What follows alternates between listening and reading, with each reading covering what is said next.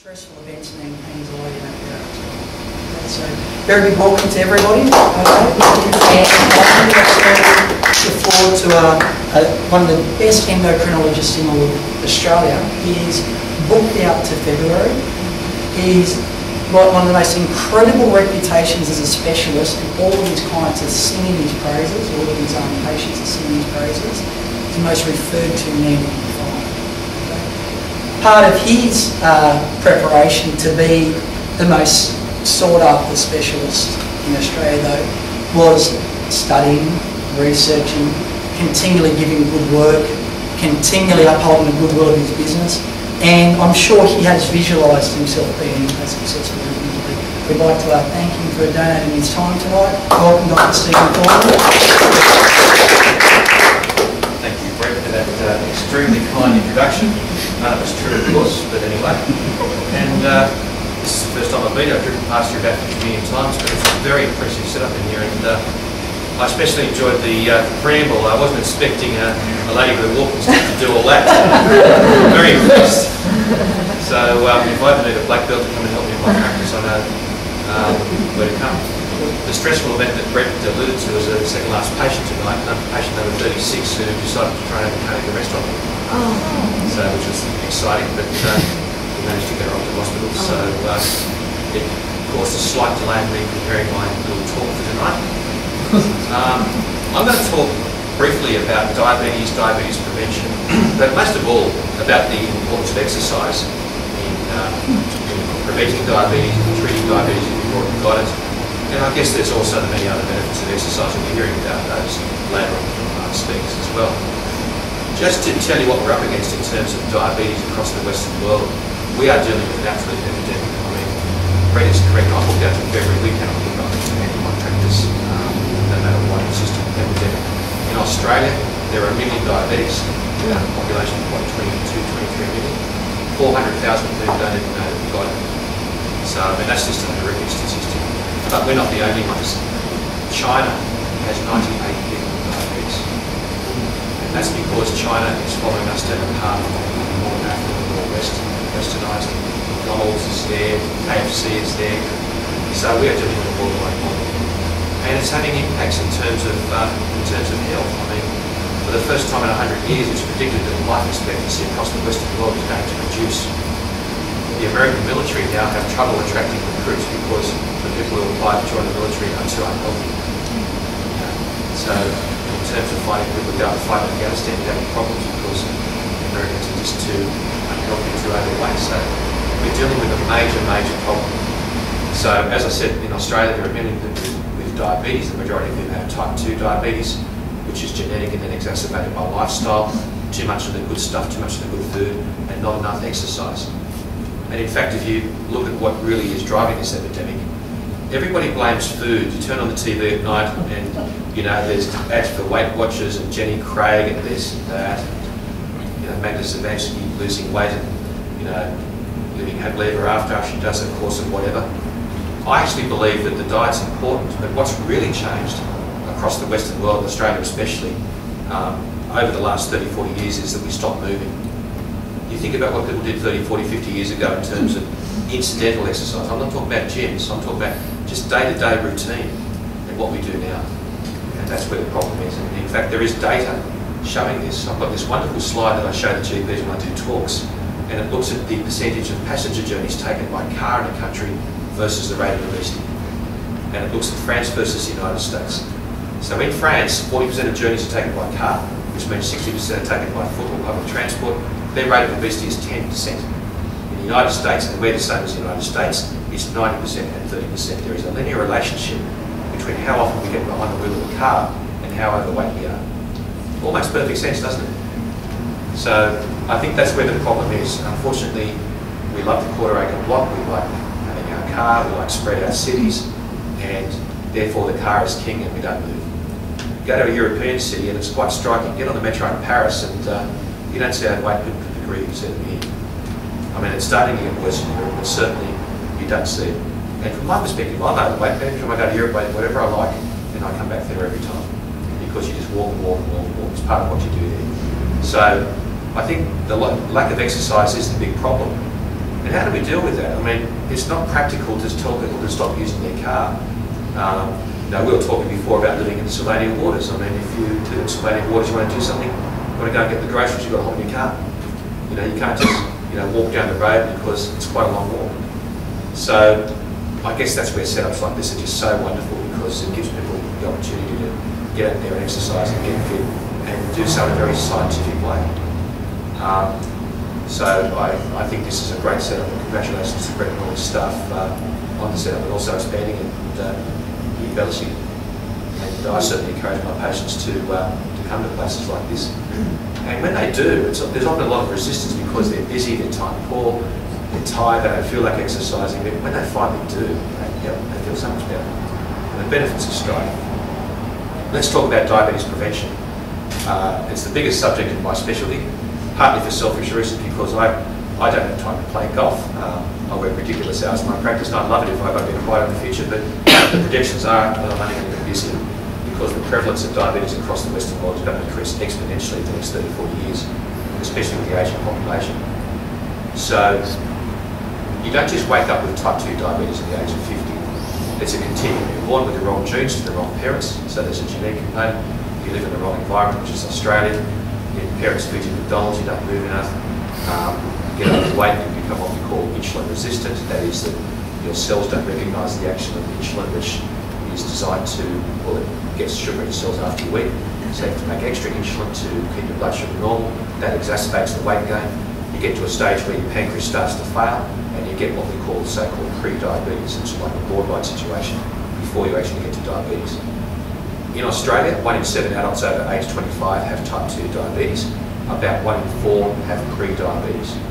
And that's an especially important group because they are at high risk of progressing to getting overt diabetes. If you've got pre-diabetes, your risk of getting type 2 diabetes in the next 10 years is about 35%. We've done prevention studies, and in fact there's a conference held in Europe every 2 years, which I try and get to, on diabetes prevention.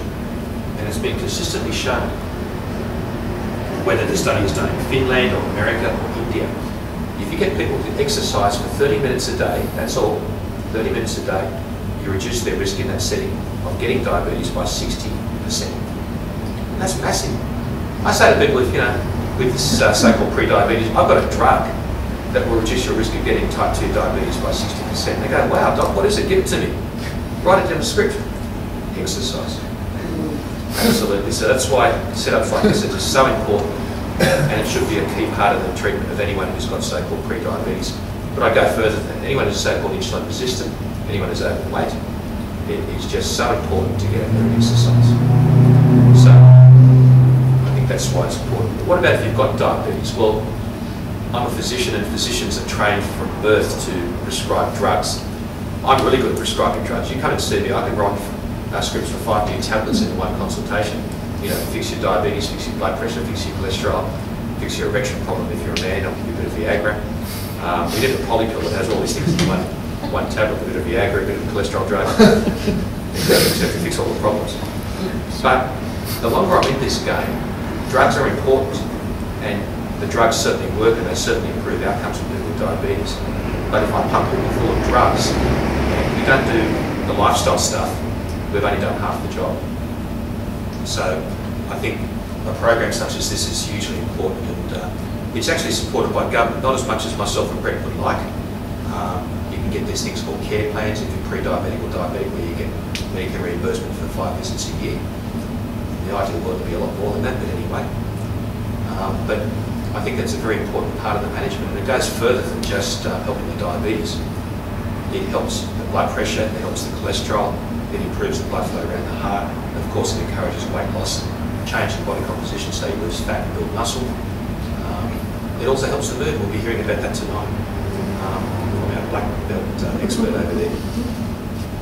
So I think exercise is critically important, and rather than just pump people full of drugs, I think it really needs to be a holistic approach. So look, I might stop there, but if there's any questions about any of that or any comments or whatever, I'm happy to take a couple of questions. Yes? I'm just curious, if somebody is diabetic, type 2 diabetes for instance, and they want to lose weight, is there any contraindications or concerns about the way they approach that? And what I'm thinking of is like a lot of people that are doing high protein type diets. Is that, would you say, appropriate or? Got to be a little bit careful because it depends on what treatment they're on. If they're on treatment that can lower their blood sugars into a so-called low blood sugar or hypoglycemic range, having a low carb, high protein diet might be a little bit dodgy. It might be a little bit risky and it might get low blood sugars. I actually think that diet's important, but it doesn't really matter. I mean, I think the critical thing is the exercise. I mean, if you look at the outcome of all the various dietary interventions out there, like Weight Watchers, Short or whatever, their 5-year success rate is really quite poor. I've heard figures of 1%. You know, if I said to a patient, I'm going to give you a drug that has a 1% chance of working in the next 5 years, they'd probably tell me to shut my drug where it fits best. So I think, I don't know, I'm not a nihilist with diet, but I actually think it doesn't really matter what type of diet you do, provided you do some type of diet that's sensible, that has low calories, it has a low amount of refined carbohydrate and saturated fat. But I think the important thing is the exercise. The longer I'm in this game, the more critical exercise becomes. Without fail, the patients who do best, in my experience, are not those who go on some type of diet, it's those who really get into the exercise big time. I mean, diet's often a useful kickstart. I talked to a lady today who wants to do a very low calorie diet, you know, the shakes for 3 months. And that's fine, that's great. Good luck to her, she'll probably lose 10 kilos, but if she doesn't want to regain 10 kilos over the next 3 months, she needs to come to a place like this. Luckily she already does, not this one, but she would lose in this Georgia and she's going to do a similar setup up there.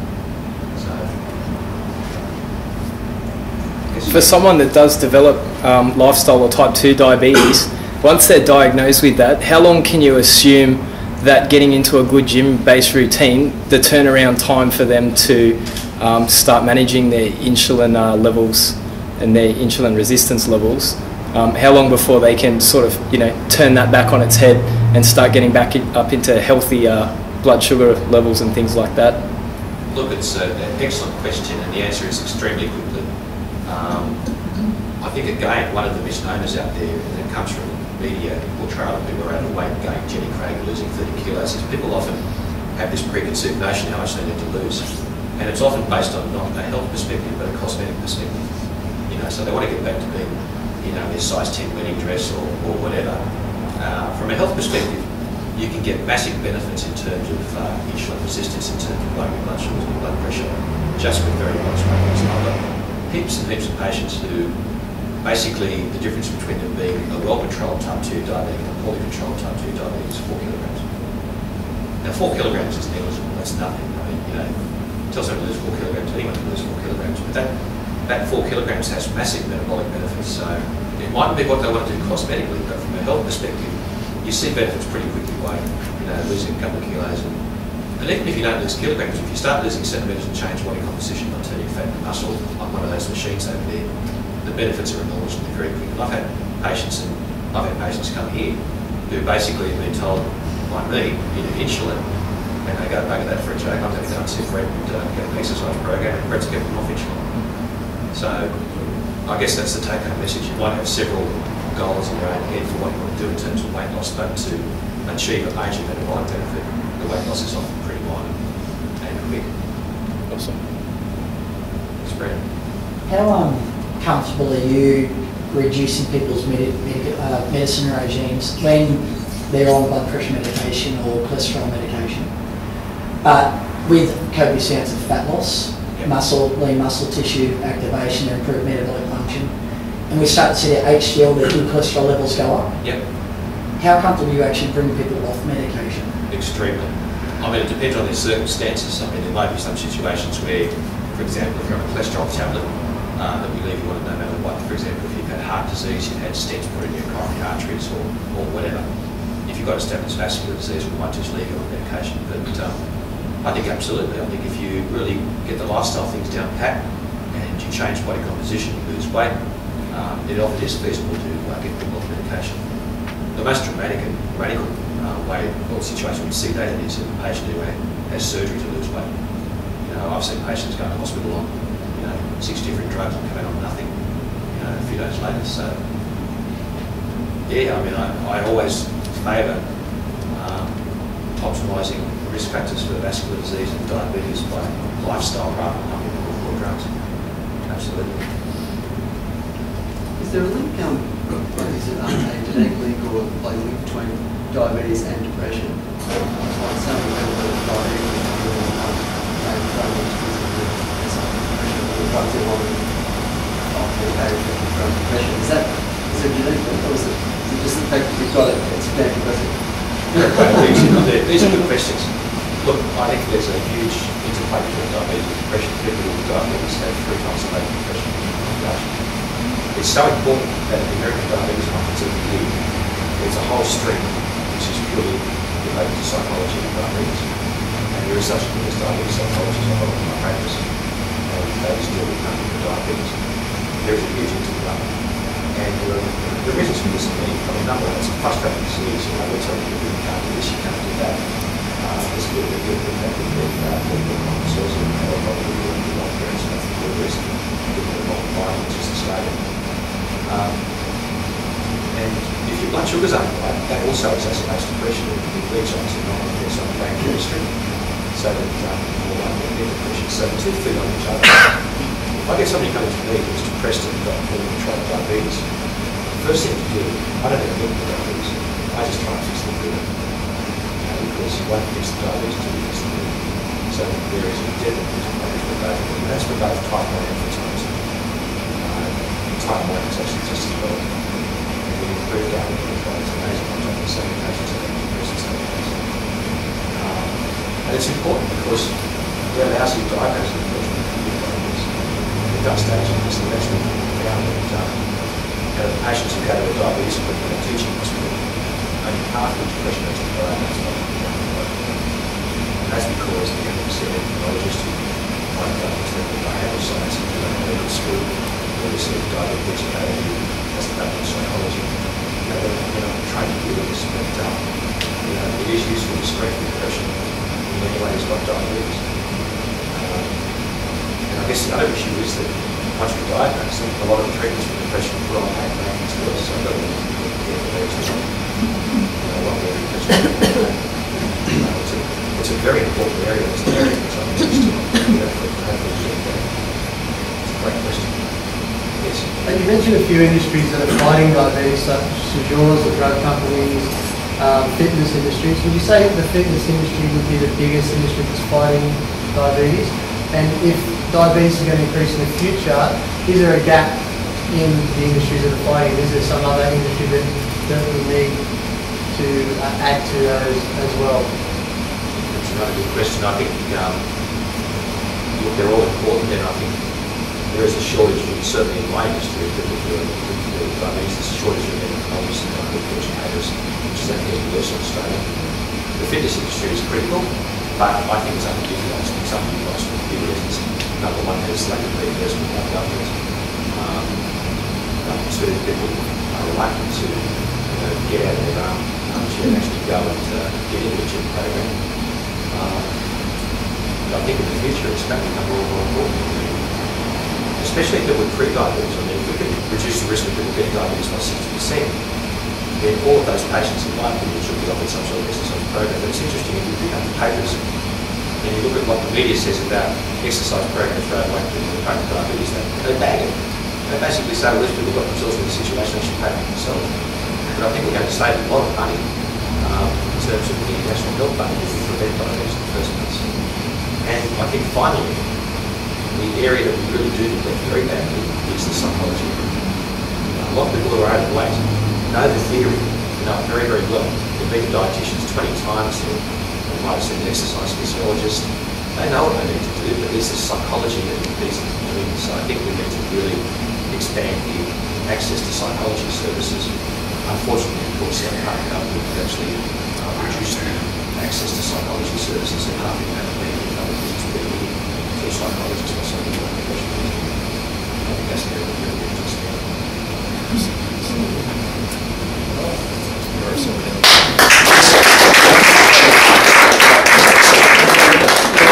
Very knowledgeable, see expertise.